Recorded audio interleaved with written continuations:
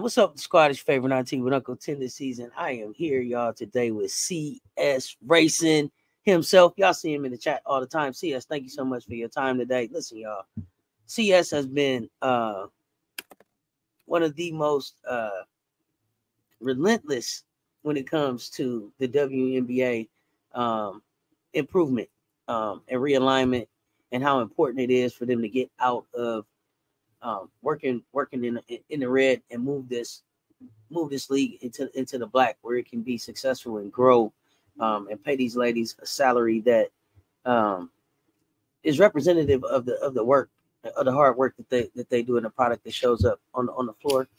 And so we are together taking a deep dive into the WNBA, what's wrong with it, and how it can be fixed.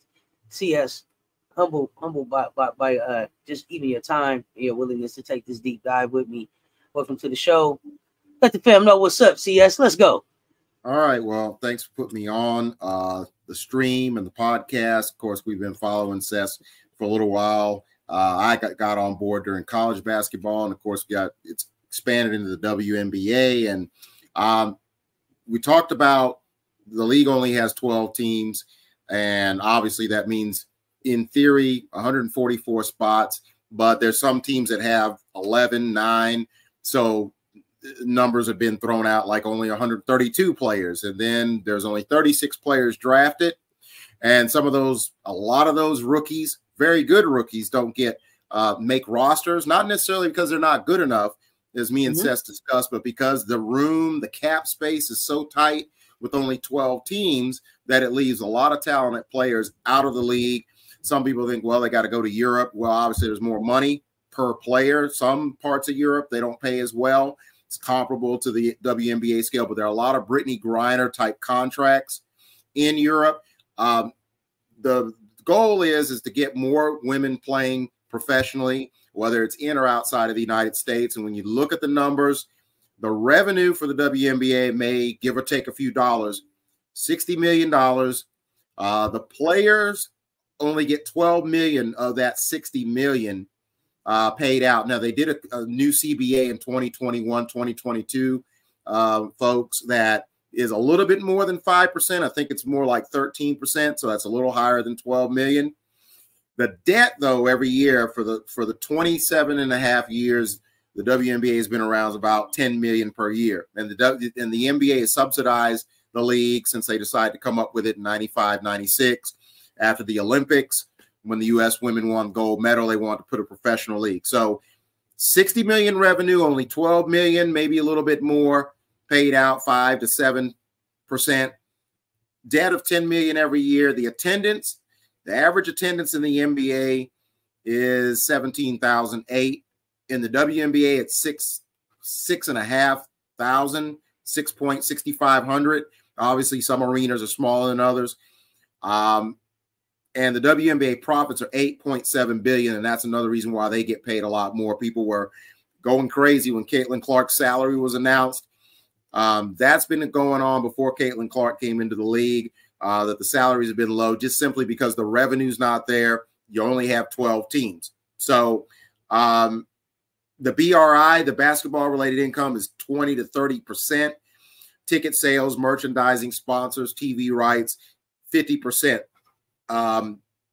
Kelsey Plum is I think that one of the executives, if not the head of the players union, has wanted the revenue sharing to be a little bit higher. But, you got to have ratings to go with the revenue sharing. You got to have revenue in order to be able to divvy it up amongst the teams and the players. So we're going to break down what cities could be added and or relocated among the 12 WNBA teams that currently exist to make not only a bigger WNBA, but enough teams to create, as I touched on with Cess prior to this show, a second league where you could have 12 to 20 teams. Really, I think that you easily have 20 teams playing in a second league. And then we'll talk about how you could break that down where a couple of those teams could end up being in the WNBA each and every year, where the bottom 2 teams get knocked down to League One. The top 2 League 2 teams get put into the WNBA. That creates a lot of buzz in League 2. You know that at least 2 teams are going to make it to the WNBA. Only question is, can they stay in the WNBA? But either way, you're going to have a revolving door. Nobody wants to be the 19th or the 20th team and getting shut down, even though there will be championships that you can win in League Two, and you can create a little bit of Wikipedia history for those clubs. So that's kind of what we're looking at, and we'll break down some of the cities, and I'll do that after Cess chimes in with some of her thoughts on what the problems are. So yeah, for me, it's important for me. It's important for me to help people understand that what's going on in women's basketball is something that we haven't seen before. This is lightning in the bottle. I grew up loving this game. I wish that I would have had an opportunity to grow up in an era where I could grow up to be a professional player. And so I want to be able to make sure that this league is around for young ladies to grow up to play in this league, right? And so for me, that means taking a look at what's wrong with the league right now.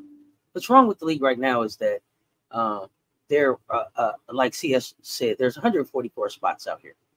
Those 144 spots should be filled with the most talented players in the world, right? It's not. Okay. We don't have all 144 spots are not filled with the most talented players in the world.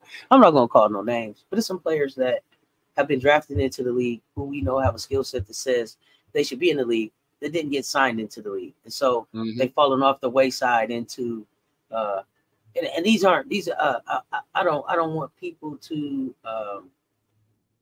this isn't in a disrespectful manner, but when you're growing up in this game, you play the game to go to the W, right?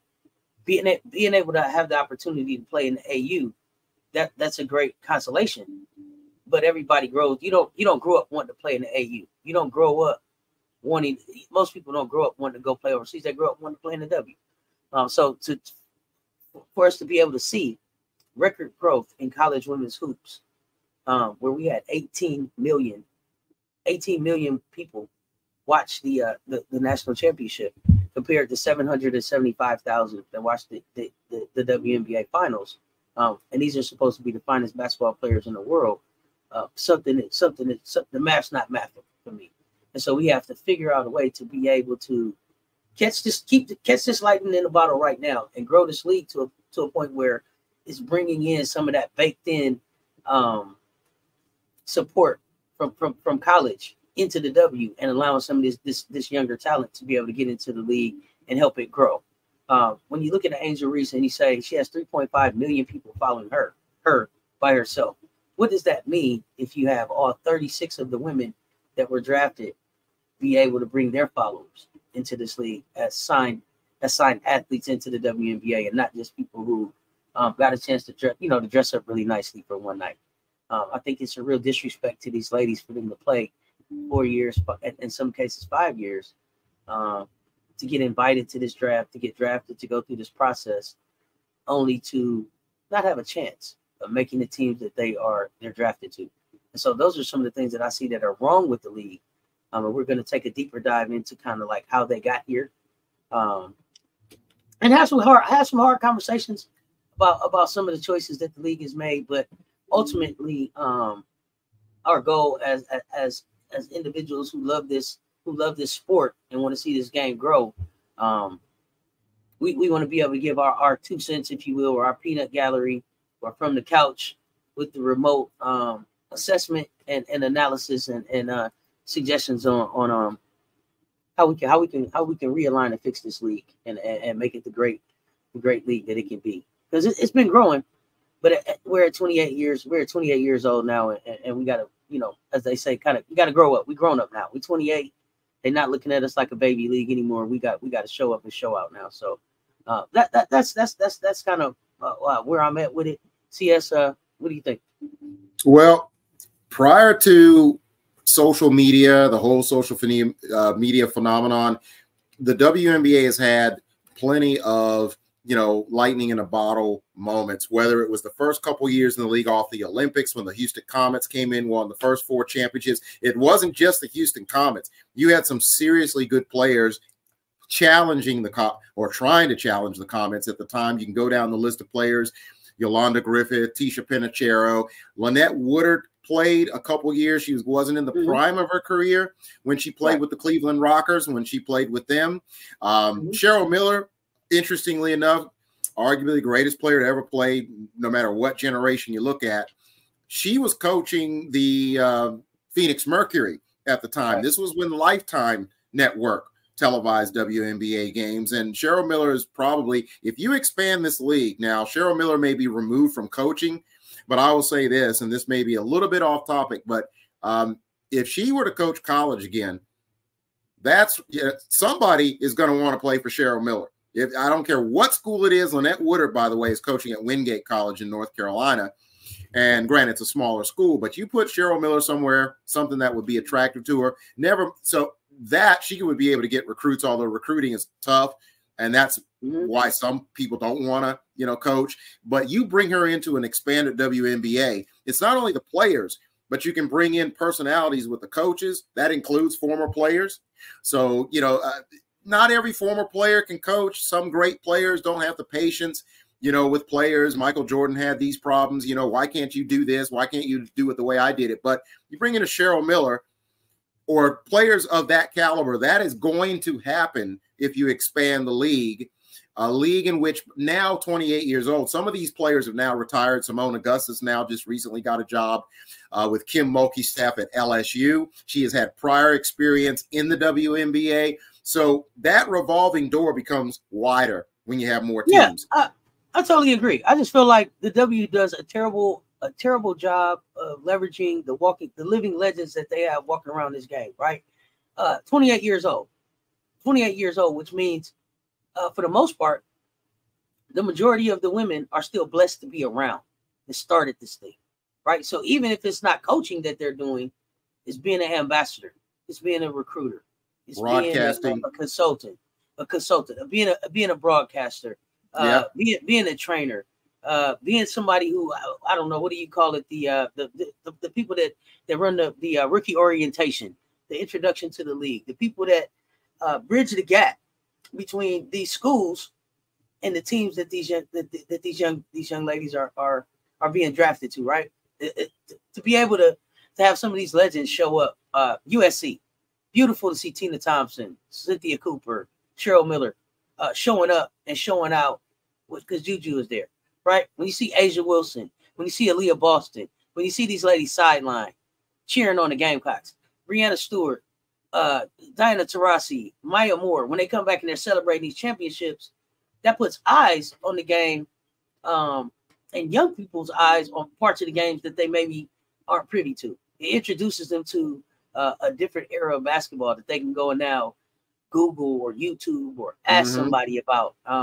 We don't do enough of just asking people sometimes. Some of my best lessons came from just a conversation with my elder. Like, I know you can Google stuff, and I know you can YouTube stuff, but it's nothing like the information that you can get from a one-on-one conversation with somebody who lived it. So don't overlook that, young people. Sometimes take the time to really pick the brains of some of the people around you to get a real feel for like what was going on in them times and what they went through, and to see these ladies come together and say, for 1 year, we're going to sacrifice everything else in our life to play these 100 games around the world, to be able to show people, to be able to prove back home that this is a viable sport that people want to be able that people want to see and want to spend money on. It was almost like they had to go out on the chitlin circuit, like old school back in the day.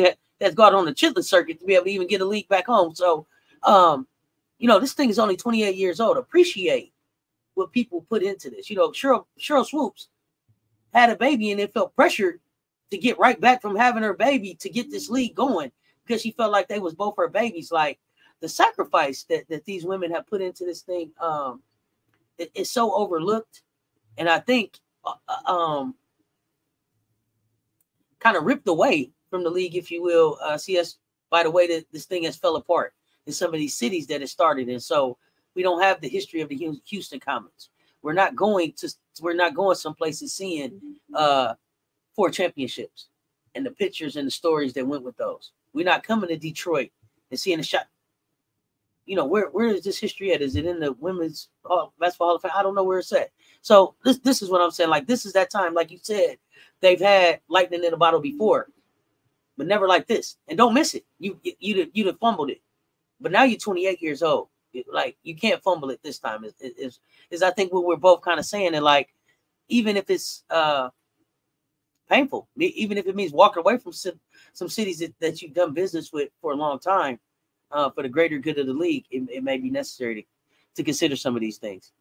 Yeah. Well, there's some things that didn't happen. Here's what hasn't happened that could happen, and it's kind of starting to take shape, is being able to flow the college game into the pro game. We've got players that, you know, when the league started out, the league got as big as 16 teams. And I think that's when the Miami Soul were in the league. I think Detroit was still in the league, and then their championship run.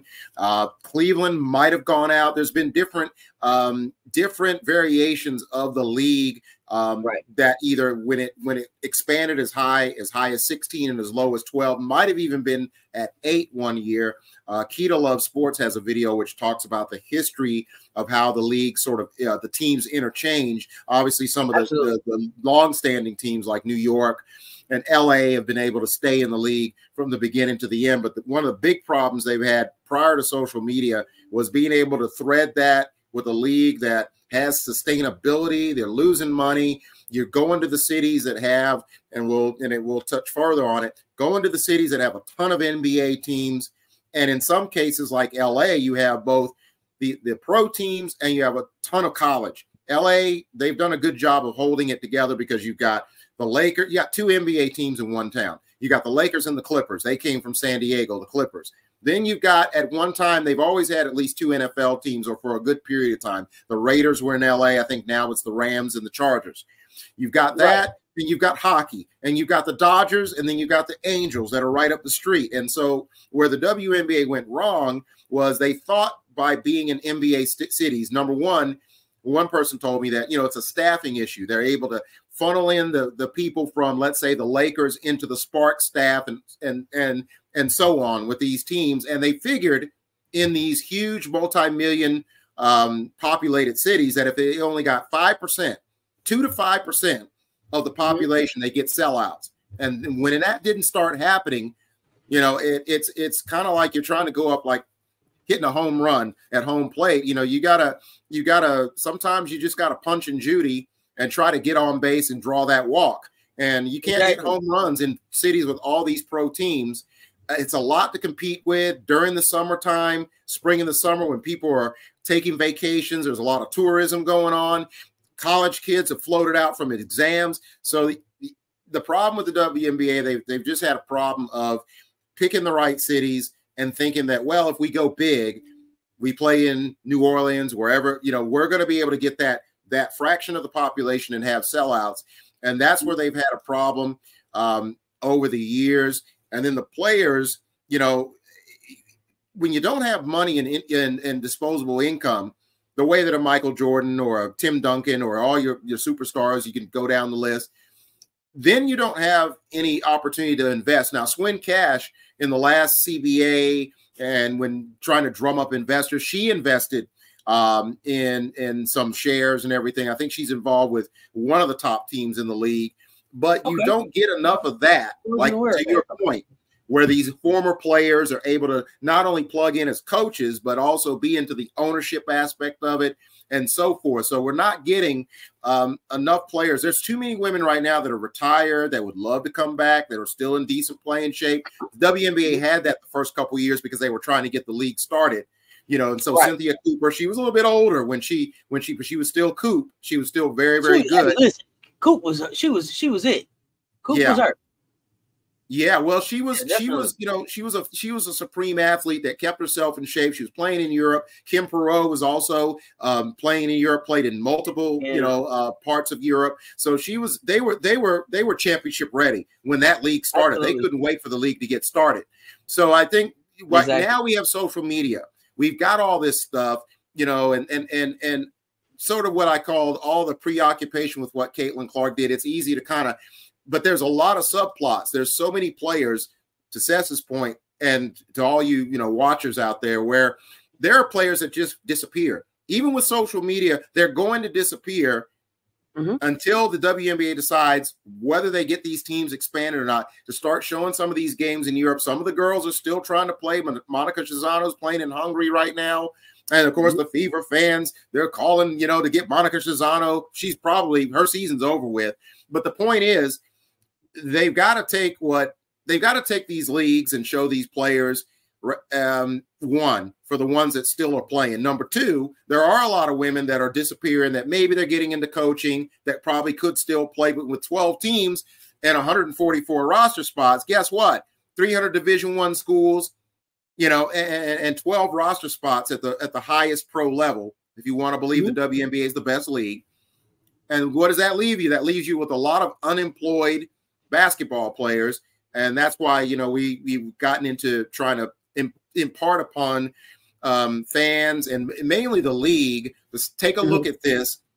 And as I was saying to Cess, anyone who bothered to listen, is that there probably been some people in management that wanted to do some of these markets and either it got shot down, or no one's really put thought into it, thinking what I just said before. Let's just go where the Lakers play, go where the Suns play. Let's just do it the NBA route, and that should take care of itself. And then, as I said, it backfired. They could have done that, but if they had done what I'm suggesting, go to some of these non-pro cities, they would probably be even 10 years into it after they figured it wasn't working. 15, 18 years, they would be in a much better economic place than they are now. But there is time left. In 2024, it's never too late. Because remember, the NBA also played in small arenas. Bob Costas was calling games in Syracuse, New York. Listen, people don't remember, like, the NBA players were going to work at the factory and getting off work and coming to play in the game. Yeah. Right? Like, the NBA was like their second job. It was they were gigging as the NBA ABA, along with the ABA. Right, along with the ABA. So the NBA, as well as they doing right now, they, you know, 28 years ago, they were just kind of coming into their home, right? As the WNBA was taking off, because 40 years ago, you know, they might have still been on tape delay then. I don't remember when tape delay stopped in the for the finals and everything. So the NBA has some growing pains that the WNBA really didn't go through. Like, every game that we've seen, it's at least been live. We haven't watched on tape delay. So some of the things they got right, some of the things they got wrong. I think some of the things that they should have went back to the drawing board on are definitely where the teams are located at. I definitely think that they should have went back to the drawing board and trying to grow this league exactly how they grew the NBA. Because even though they're both basketball, they're very different brands of basketball, and they appeal to very different niche markets. To me, there's a certain group of people that love women's hoops, and those people are going to be to me, people that really just love fundamental basketball. They really love and understand basketball. Now, some of these some fans are around right now, strictly because of some of the names that are out there. But the core of the individuals that have probably been tuning in for the most part of the 28 years have been diehard basketball fans. And I always tell people, like, you have to have a great understanding and appreciation of basketball to even really appreciate what we're seeing on the floor, what these ladies are doing. Sometimes people look and they don't even understand why some of the stuff we're looking at is a good play, or why we're like, oh, wow, yeah, okay, good. They have no idea because they don't understand fundamentally sound basketball. So that's a challenge. But I just think that they shouldn't have taken the NBA approach. But I also wanted to ask you if you could talk a little bit about, if you have some background on the hard salary cap and how that limits the WNBA. Well, like I said, the salary cap, I mean, it puts, I think a lot of people know this already. It puts the minimum salary in the beginning, it was in the 10 to 15,000 range. Now it's kind of slightly improved. And that's why people that, like, as you said, don't know the hard facts, went in a rage over Caitlin Clark's projected salary in the next 3 or 4 years. Now, granted, she's got her NIL, she's got her endorsements like the men do. Asia Wilson, she's got like a shoe coming out here in the next year or so. I think the salary cap, one comes with the other. When you don't have rosters, you don't have revenue, you're going in debt. Guess what? There's not much salary cap. And therefore you don't have a lot of money to, one, have more than 12 players on a team, have a little developmental scrimmage squad. Granted, you could put 2 5-on-5s with a couple extra players, but you can't sign as many 10-day contracts like what you see in the NBA, where guys can, they can pull guys, whether they've been a part of the organization or whether they're just going down the cheat sheet and looking at talent and say, well, wait a minute, this guy's doing, and they can sign someone to a 10-year contract when you're decimated by injuries or whatever the case may be. So I think that, I think it's kind of self-explanatory. When you don't have money, you just broke people can't help broke people. And okay, let me ask. I'm sorry. I don't mean to cut you off, but I want to throw this out there, and then you let me know how you think this helps or hurts the league, right? So it's a hard salary cap, which means you can't, like in the NBA, you can go over the cap and then pay a luxury tax. Like, I just want to give Steph $300 million, and if it costs me $700 million to give him that $300 million, I'm okay to pay that because I'm the owner.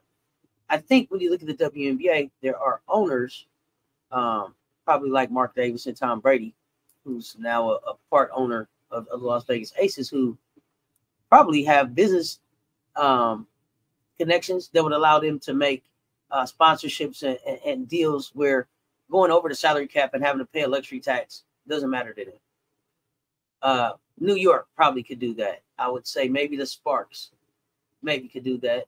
The Sky probably couldn't do that. Atlanta, they probably don't have room to go over the luxury tax. So, I mean, to go over the salary cap and pay a luxury tax, I don't know if those smaller market teams or those owners, and some of these owners are still tied to the NBA. But how does that help or hinder not allowing those teams that are willing to go over the salary cap and pay a fine for it? How does that help or hinder the league? Well, it certainly doesn't help. It's definitely a hindrance. But I think they say that they do it. They say they do it in the name of competition. Like, we want to keep everybody competing the same. We don't want you to be able to buy a championship, I guess. But wouldn't that make some money for the league to be able to then push back into some of these smaller markets? To me, it just doesn't make sense. You want to go over the salary cap? Fine. Go over the salary cap. I'm going to tax you to death, and then I'm going to take that money and I'm going to spread it around these smaller market teams so that they can compete with you. Kind of like a set aside, if you will. Like, I don't know. Is that too much like right? Am I missing something? I don't know so much if you're missing anything, but the problem is that where's the $60 million going, and only 12 million. Yeah. Where's the $60 million of revenue going? Again, someone can correct me on this in the comments or whatever later on, or in future episodes down the road. Maybe, that money is that 60 million has had to, be spent paying the debt for all the 20 years plus they've been, not making money in the WNBA. And that's where the 60 million, the 9/10 of it's going, and you can't pay the players the way you want to. And it goes back to, like I said, trying to sell out MSG style sized arenas. Even when I look at this model of going to some college cities, you can't really go and try to do it in the biggest arenas with 18, 19,000, unless you're selling so many tickets you can change the venue.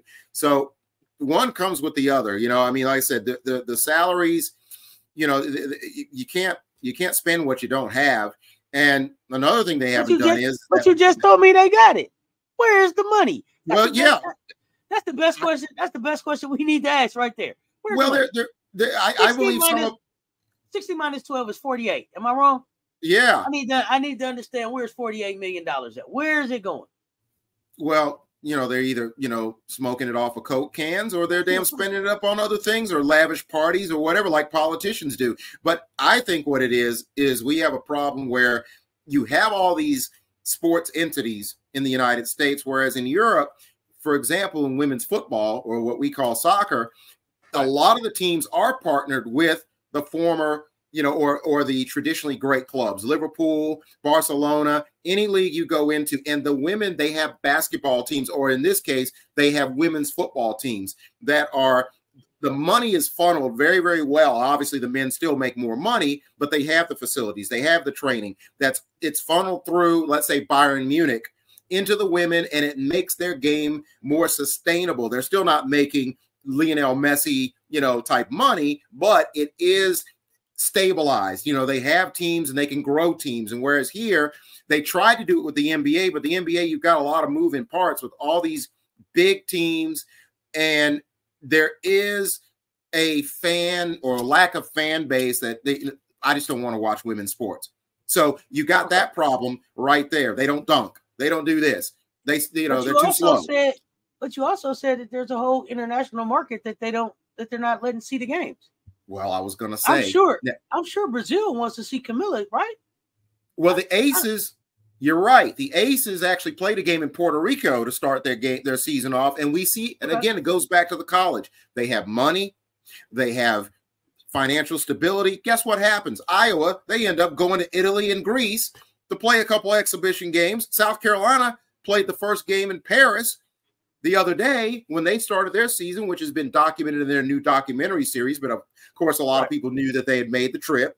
You're seeing that even at the college level. Where's the WNBA? They need to be playing games in, like, let's say, Brazil, where Camila Cardozo is from. Before Camila Cardozo even came into the picture, they play basketball. They play basketball in Brazil. Remember Oscar Schmidt? The United States does. So hey, look, there's basketball in Europe. These European players aren't coming from anywhere. They're watching NBA basketball, European basketball. They're watching women's basketball. These women are watching, and so the colleges are actually using their resources to give the kids a chance to go and branch out and play with other, really good players from elsewhere. Not to mention USA and youth basketball and the WNBA. Hey, man, we need to have the Commissioner's Cup or another cup tournament or exhibition or even counted games overseas. Play a game in London. They have a British Women's Basketball League anyway. So let's play some games over there. You're going to sell those arenas out. They sell well. They're probably smaller arenas, but it could be at a point where maybe you could play Wembley Stadium. Now, that's, of course, an 80,000 seat stadium, but you probably have to have a double header for that. But there are venues to play. And there are ways to globally expand the game and actually make some money, in that way. But ultimately, you got to, as they say, you got to take care of your own. But charity starts at home. You've got to take care of some things here. And that means putting teams in markets that they've either shot down in the beginning, as I said before, or they decided, well, that's not a good idea. Do we really want a team in Chattanooga, Tennessee? Well, according to my list, I think Chattanooga is as good as having a team in Nashville, which they're proposing, or where's University of Tennessee? Knoxville. Now, obviously Knoxville is on my list because University of Tennessee. Now, just because Tennessee's not winning national championship doesn't mean people don't know suddenly not lost their knowledge for good basketball. They have not. Kentucky, where you've had dealings with Cess, Kentucky is a perfect place. No pro basketball team. University of Kentucky is like a professional organization in a college setting. You could do one in Lexington. There's no doubt about that. But you've got Central Kentucky. You can do one in Louisville too. Don't forget about the Yum. The Yum Center state of the art. You can put Louisville. Again, it's the home of the Kentucky Derby, and Louisville. They're on the list because we just might as well go ahead and chop into it. As far as Kentucky goes, I've got only because you said Kentucky loves basketball. They got the facilities. They got the people that'll come out. And the state of Kentucky just love competition. They had ABA basketball back in the day with the Colonels with Dan Issel before he went to the Denver Nuggets. Anybody remember Dan Issel? Some of you youngsters have to Wikipedia who is Dan Issel, but he's one of the better players to ever play. And he played in that ABA we talked about. And keep in mind, folks, for anybody who knows who Dr. J was, started in the ABA. They were playing in smaller arenas. Then they started building their way up. And then they got into that MSG level where you could sell out and you started, and all of a sudden the league merged. And that's what you could have here. You wouldn't necessarily need to have a 50-team or a 32-team WNBA. You could have two leagues under the proposal that I have. You mentioned 3 places in Kentucky alone. I mean, now granted, you got to kind of, you know, as you said, you got to figure out how many people will travel, how many locals will support it, how many people will support it. If the locals decide, I just want to go get my Kentucky Fried Chicken, I don't want to go watch women's basketball, but the interlopers or the travelers are coming in, and you still sell out, let's say an 8,000 seat arena, you still have 7,500. Hey, maybe 500 people that live in town didn't show up. So you got to figure out how many teams per state do you have. I believe, like you do, Kentucky probably could have at minimum one WNBA team, either in the senior league or in the second league. Oklahoma's another place. Oklahoma City would probably say, we already have an NBA team. We don't have an NFL team or a hockey team. So we probably could have a team in Oklahoma City. I got two other cities that we'll touch on, if not today, some other time, whether it be Norman, Stillwater. Tulsa already failed. So that's one that for those of you who've been keeping up, Cess may have mentioned this when we talked about it in the chat. Tulsa, I think they were the shock. No, the Detroit was the shock. They were shocked. And then they were the shock too. Mm-hmm. They moved. Okay. We moved. That's shocking. We moved. We moved. Oh, they moved to Detroit. They moved. Yep, they moved from. That's right. I believe they went from Detroit to Tulsa. I think Wichita had a team also, right? I think Wichita may have had a team where they were trying to. I swear they had a team in that late 90s, early 2000s, mid 2000s. No, either way, moved around because you had Orlando had a team at one time, Miami had a team. Quita, Love Sports is the encyclopedia on this, y'all. I would have to look it up. Oklahoma's live. At the least, Oklahoma could have one team. And I actually would rather it not be in Oklahoma City because they already got an NBA team, divvy it out, spread it out. But you got to calculate. But I believe that even with the college kids leaving after exams, here's another thing we didn't touch on. When you start going to these college markets, number one, we already talked on the financial benefit. The question is, and someone mentioned this in a previous chat, live game pull-up chat, is does that town want to be a pro town as well? Or do they want to stay a college town? That's one thing. Another thing is, though, if you want to be a pro town, guess what? You create jobs for the staffs, coaching staffs, and the NBA may not have to foot as much bill to pay those staffs so they can kind of share how the payroll goes. But you're going to start getting these youngsters getting involved in it. And we touched on this. It helps recruiting. It certainly can't hurt the recruiting for the college, for the teams having those WNBA teams. It's not going to hurt if you have a team at Weber State in Utah. That kid may not want to go to Weber State. That kid may not end up being drafted by that team in that part of Utah. But the fact is the awareness, the opportunity that you touched on, it's there. All of a sudden, a kid playing for a team in, let's say, hey, Mississippi, because, you know, the SEC, let's face it, last two national champions were the last 3 out of the last 4.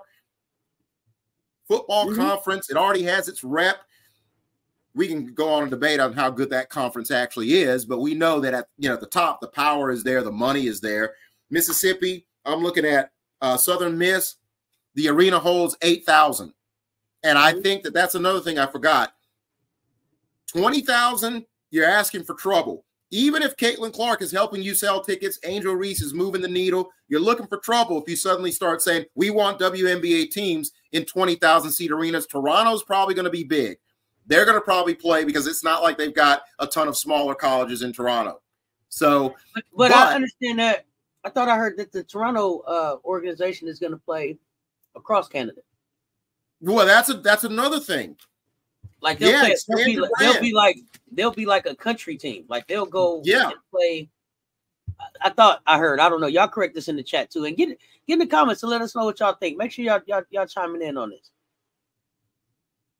Because we will come back to these comments and eventually we'll be having a live where we're going to discuss what we're talking about here. So we're definitely interested in y'all's opinion. How much does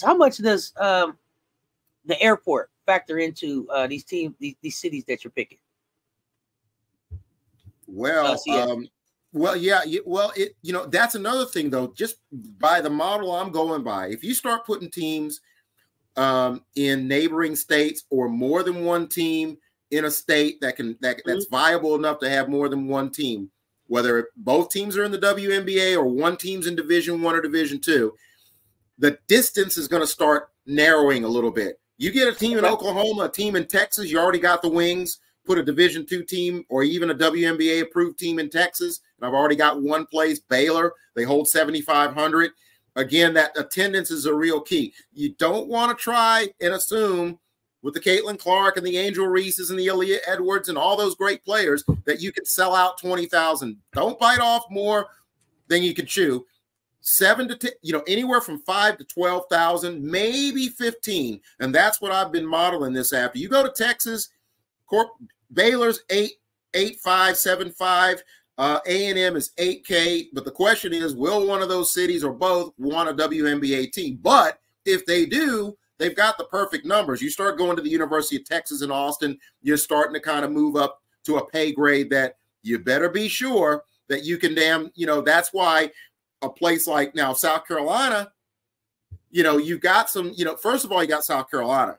But South Carolina is a franchise. They're both their football isn't great, but they've got their men's basketball team. They showed up and did a little something this year. They look like they got a good coach, just like Dawn Staley does. We know what the women have done there. Columbia is a place where, yes, it would seem ideal to do it there, but there's a couple other spots in that state. Now, Coastal might be a little bit of a risk because it's a tourist town, Myrtle Beach, all that area. But the point is that travel time is going to start to shrink if you can get these regional rivalries going on. Dallas playing against Oklahoma. You get Kansas, a team, and I picked Manhattan. And the reason why I says, and all you listeners out there, is because they're at 11,000. 11 is you got to bring a good product, but keep in mind the away teams are going to create interest, and it goes beyond Caitlin Clark. She'll sell out, but so will some of the others. You bring the Liberty, you bring the Aces to Manhattan, Kansas. People are going to show up to see Kelsey Plum and Asia Wilson. They're going to show up. You know what I really like about your idea of taking this to the colleges? All of these hourly wage workers that are now going to have year-round work, they don't have to go and look someplace else when the college season is over or or school is out. Now, some of those workers are probably going to be like, "Hey, I work at the college because I like to have my summer break." Yeah. There's some of those. There's going to be some of those people who, the arenas we got work at the arena year round. I want to be there. You got summertime hiring. Summertime hiring too. Summertime hiring too. But some of these people that are only working 7 to 8 months out of the year. Now you got an opportunity pick up some to work 12. You got 12 months here now that you can work with this type of model. So the opportunity and the revenue that it brings into these college towns in non-college time, in what I call out of school time. I think that's just a great added bonus, if you will, of the approach that you are laying out here. Check this out, Cess. Here's the thing that, if I don't know anything else, there's one thing I do know. You also have a lot of these schools that have spring sports that are popping right now. And you have a lot of folks that what would be the word, loyally support softball and baseball. You have that going on. Obviously, you've got the pros going on, Major League Baseball. However, there are some markets where whether the college teams are good on the men's and the women's side, during the spring, you got some people that love basketball and love the idea the NCAA tournament is over. What am I going to do? Granted, you have the WNBA with 12 teams, but guess what? A kid in Wyoming or wherever, or these neighboring states where all of a sudden the distance starts shrinking, I can't wait for my tickets to go see the New Mexico Mayhem play against the Las Vegas Aces. You start creating regional rivalries, these sort of exhibition game cup tournaments where you can have more than just a Commissioner's Cup. You can play just like when Washington and Washington State, they play for the Apple Cup, that one game. Right. It's for the Apple Cup. And then, of course, Auburn, Alabama is the Iron Bowl. You can start creating all sorts of damn small little mini kind of gold medal prestigious jewels. Obviously, winning the WNBA championship is the most important thing. But this would rival soccer, where it's important to win the English Premier League, but you've got the League Cup, you got the FA Cup. If you're a top 4 team, you go to the Champions League, where you play against all the teams in Europe, which is another idea that could happen where the WNBA teams, whether it be the best Division II or the best, let's say 20 WNBA teams, we can get it to 20. Guess what? Now you're going to play against the best teams in Europe, which will have some American and Canadian players and Australian players on it. And all of a sudden, now the only question is the European leagues play at the same time that college and the college men and the women and most of the NBA season. The scheduling is a thing, you know, where the European teams, it may not fit the schedule. But these other things that I'm talking about domestically, you know, you get, you know, like I said, the New Mexico Mayhem playing against the Kentucky, whatever you want to call them, out of whatever. And like you said, these teams can also expand their brand by playing some home games, an away home game at another venue, especially when those tickets are selling. You know, so let's say a team in Chattanooga, Tennessee, the arena size is 8,000. And hey, look, we're going to go to the University of Tennessee where it's like 17,000. We're going to play a home game, away game there. And that could be against, let's say, the team that's, you know, parked in Louisiana. That's another state that we talked about. You got LSU. That's an obvious choice, but you got a couple other cities. And I've got on the list, I've got in Monroe. Now, some people say, oh, you can't have a WNBA team in Monroe. Well, they seat 7,000. And if you think that Baton Rouge is the only city that loves basketball, you'd be hard-pressed to convince me that every single city that you could put on the list is going to say, no, we don't want springtime basketball. No, we just like our college basketball, and we're done. Then we go into softball and baseball. We have camps going on with kids playing during the summer and things of that nature. What's the next? What's even better than doing that? Being able to go to a WNBA game where some of these players can create some of these camps too. Some of these up-and-coming players. Well, they can you know, interact with these top players, get some training. There's a lot of things that can be created, and that obviously the players can kind of decide whether they want to set a price or have a free camp. But just getting these 10-year-olds, 12-year-olds, teenagers, even a high schooler that's saying, well, you know, hey man, you know, after I train, I'm going to go to this WNBA game and gather more information on how to improve my game. With 12 teams, guess what? That's a long damn, what do they call it? That's a long wagon ride to go from one part of the country to go see an Aces game. I mean, even if you're in a neighboring state, it's a long way to go see them. You start shrinking that distance with more teams. Now you're on to something, and they can turn a profit. Not only that, you got the opportunity to do the regional mini tournaments around, you know, holiday weekends or whatever when people are off. So yeah. Something around Juneteenth, but the Commissioner's Cup is kind of right there. You could do something around July 4th. You could do something around Memorial Day. You know, just depending on how you look at this thing, you could definitely do some regional stuff that's leading to some other championship after you win at the regional level. That's this tournament that's going on besides the Commissioner's Cup. So definitely some opportunities to build in more opportunities to win and make extra money on top of the money that they're making.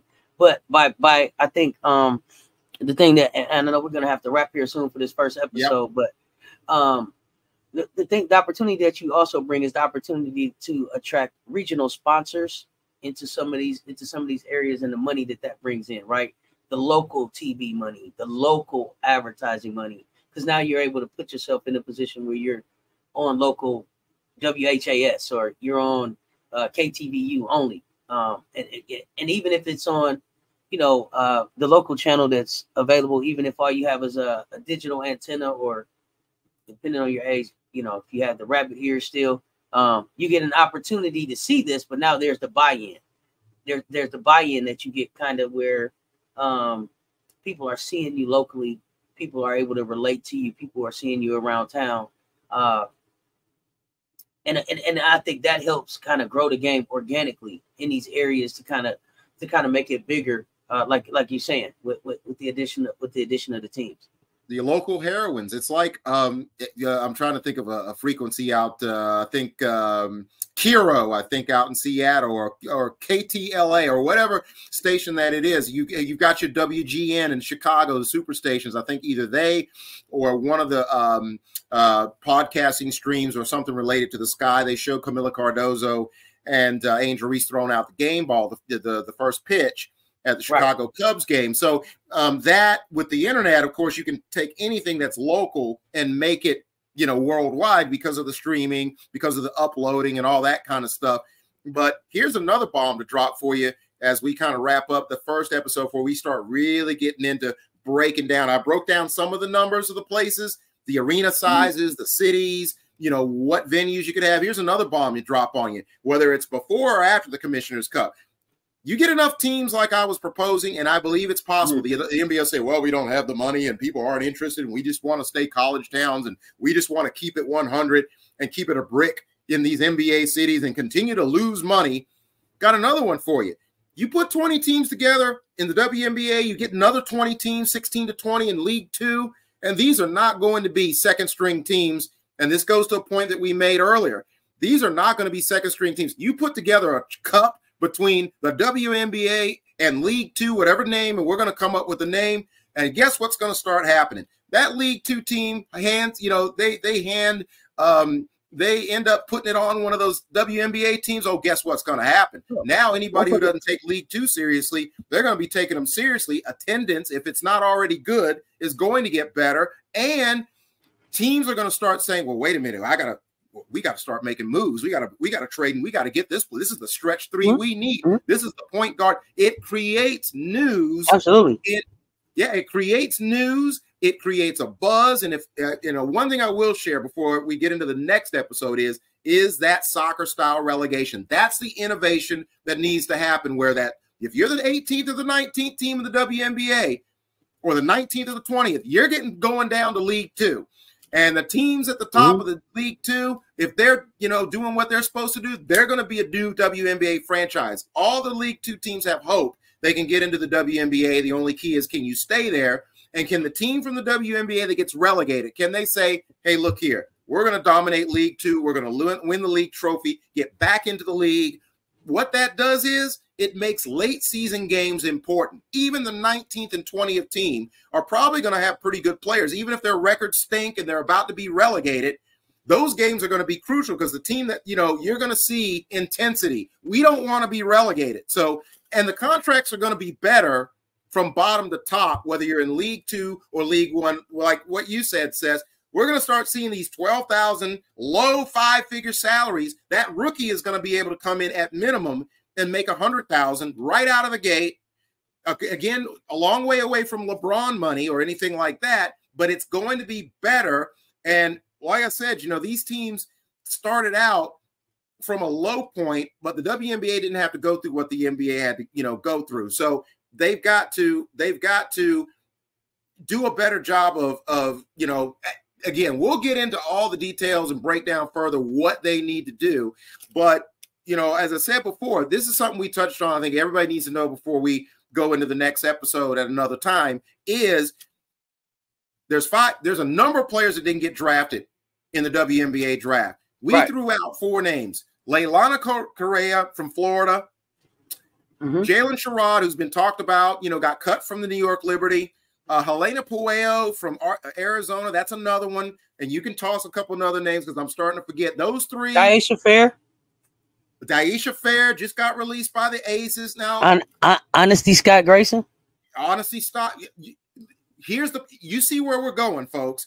You put that team together as a WNBA team, whether it be in trade acquisitions or starting up an expansion franchise. May not be the best team in the world, but you can bet your bottom dollar people will come out to see those players play in whatever these suggested cities. And that's the point we're making. More players that would normally be cut, and now they're looking for the next option, they would be playing somewhere. Because that's not a bad starting 5. Daisha Fair can score baskets. Now, granted, we don't know as a starter, as a smaller guard, what she would do, but she's going to get a chance to show whether she can, do a little something against these other marquee players, and so forth. And one final thing, while you guys, chew on that, is that local sponsorship that Cess is talking about. You go on Instagram, Gabby Gilbert, who just graduated from Kansas State University, along with Akoa Lee, that's her name, the center, who scored, I think she dropped a 60-piece or a 50-piece the previous season before she got hurt. Yeah, I thought she was a senior. I think she's got 1 more year of eligibility. Correct me if I'm wrong. I think she does, but y'all let us know in the chat. Yeah, let us know if she's got another year. Obviously, we can Wikipedia, we can Google this and all that. But the point is, they are creating merchandising. They've got local sponsors as college players that, you know, view them as hometown heroines. Absolutely. Guess what, folks? Take that to the WNBA level, and all this stuff with Caitlin Clark, you're going to see that explode all over the place, where that revenue is just going to start streaming in. People are going to want T-shirts of whatever player you can think of. But when you only got 12 teams and everybody's struggling for the same spot, you're going to have a problem. So we're going to try to unpack or untangle the problems that they have, and then it's just really, at the end of the day, it's up to what the league wants to do. Because if they're going to tell Cess or me or any of you fans out there with a straight face, this doesn't make any sense, this league is doomed. I don't care what Caitlin Clark and Angel Reese do. They luckily have shoe deals or other deals going on. They have some financial security. But as far as playing, guess what? The top teams in Russia are going to be glad to sign them up, and they may end up playing in Europe part-time anyway. But you're going to be left with no WNBA. Now, there's a lot of people in the United States that don't care, but they're the people that care, that want to see it grow. It's more people that care than they realize. Yeah, well, there's always going to be people that don't care, but what's going to happen is when you start, as you would call it, fumbling the ball constantly, these constant turnovers turn into losses, and the WNBA's already had enough financial losses to where these proposals have to be looked at unless they've got a better idea. Now, I don't know if they called you before this show, Cess, and said they've got a better idea. If they did, I'd certainly love to hear it in the next episode, because for right now, it's 12 teams, 144 spots, maybe on a good day, and we just don't have enough of these women playing professional basketball. I'm looking for the WNBA for the daytime, in the daytime with a flashlight. You see it? No, they ain't called. Oh yeah, I'm waiting. I'm waiting on the call. You know it's bad when the flashlight comes out, folks. If you know Cess's podcast well enough, but I believe that the league. I gotta believe that someone's run this by them. And I wouldn't be shocked if no one has, but let's put it this way. If it has been run by them, nobody's done anything with it, or unless somebody's hatching a plan. And the only thing I've heard, and people in the comments in the chats can comment on this, or when we do a live or another recorded, let us know if they're making a move to expand beyond the typical cities like a Toronto, which has an NBA city, or Nashville, who they're thinking about, of course, San Francisco, where Golden State is. Tell me if they've got something in the works, because from what I understand, it doesn't look like. I think they're trying to do the same thing they did when they first started the league. And even though Caitlin Clark and Angel and all these other stars around, they start trying to do 20,000 seat arenas, man, I'm telling you, they're going to be eating out of garbage cans. And luckily for the girls who have NIL and endorsements, they can do all right. And if they have a degree, they can go get a job that's better than flipping dead cow meat at Wendy's. But the league is going to go dead, so they can't get overconfident because Caitlin Clark is helping to move the needle and all the stuff that she did and what South Carolina did. They cannot rest on their laurels and just say, we're going to sell out 20,000 seat arenas because Camila Cardozo is coming to town. They've got to do, as you would say, they got to put in the work. And it's not that hard based on what we're talking about right here. It's just a matter of whether they want to listen. Absolutely. And so we're gonna take a deep dive into some of that stuff as I get ready to wrap up. This is one of the things, as I was listening to you talk, that popped into my head. I wonder where the WNBA would be at 28 if they had talked more with the NFL about how to grow their league. The NFL does a great job in branding or with the soccer leagues. NFL or with the soccer leagues. Even the WWE. They know how to put on a show. Yeah. They know how to sell out arenas.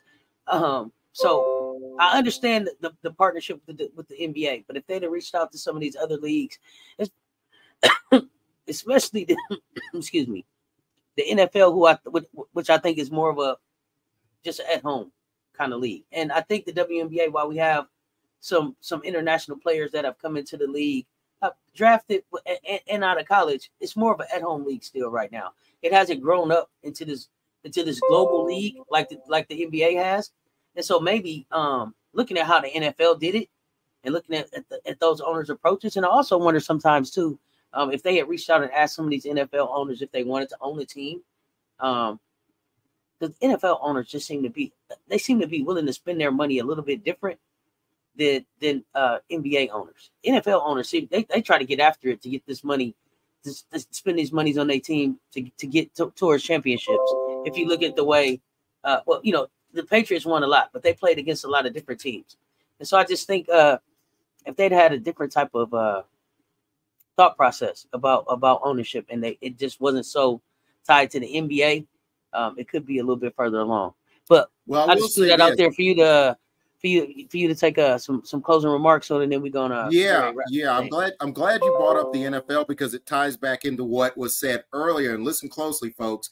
The NFL obviously has its Patrick Mahomeses and the Tom Brady's. You have your star players, but there's a lot of players on that field. People don't even know what they look like. Offensive linemen, all that sort of thing. Now, obviously, the local and the regional coverage, they will put the eyes and the spotlight on those players. But by and large, there are a lot of players that are not nationally known. But to your point, the NFL is a brand by committee. It's a sum of all parts versus it being just a few players.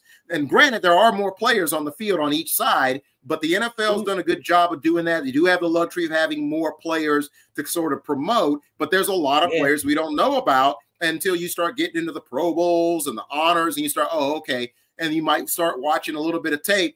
But not only the NFL, but the WNBA needs to take some notes from how they've done it in the soccer leagues. Now, they've had 2 failed women's leagues in the United States, but what the European women are doing, or their leagues are doing, as I said earlier, Bayern Munich, Barcelona, their women's team is well supported by those investors that are the ownership of an AC Milan or a Barcelona, and they funnel that money in properly. Someone is reaching into the cookie jar, and they're running away with all the cookies, and they're not sharing it with the people in which they can build these teams, along with the fact that it's only a few certain amount of shareholders and owners, Cess, in these big cities who have other things to think about. Some of those owners own part of the Lakers owners. You've got people owning other teams, whether it be the Lakers or whoever. They're invested in those teams, and to be honest, they're really putting their money where they think they're going to make it, and that's with the men's team. So when you have a group of owners like that aren't really thinking, well, we're gonna have a women's team, you don't have that. If the interest isn't there at the top level, what makes you think that broke people can do anything about it? So that's a big problem right there. And then, like, that goes back to my point. Get with the colleges. They have money. You've got some people that are willing to say, we would like to enhance what we have here with pro teams, and be able to say we can be not only a college town, but a great pro town, and create some jobs. And there you go. You got more women's basketball players. And with that, coupled with what they do in soccer, then you'll get investors like, for example, having people like the Green Bay Packers, where people actually own that team, whether they even put $1 on a napkin. So if you can get more people in these pockets in America that are just everyday people that have a stake in the ownership of the team, even though they don't have big money, that comes with the other investors. Then, the college kids could be part of the ownership, even if they put $1 in. And now you've got people that are really, it's their team. They feel more connected to the teams. Yep. And I'll say this as I get ready to wrap this thing up. The other thing that I like about the NFL, nobody, no team is bigger than that shield. That shield is the brand, and everything else gets in line behind that. And this is your favorite auntie with Uncle Tennessee, CS Racing Report. Thank you so much for this first episode. We're gonna be drilling down on this thing, y'all. This is just the beginning. I'm so excited about this conversation because I want to see this league survive. I want to see this league grow. So this is an important conversation for me, and I'm glad that we're gonna be able to put this information out there and share it with the public. So until then, y'all, stay tuned. Talk soon. Until next time, y'all, keep hooping. We out. Smash those likes. Exactly. Smash the likes. We out.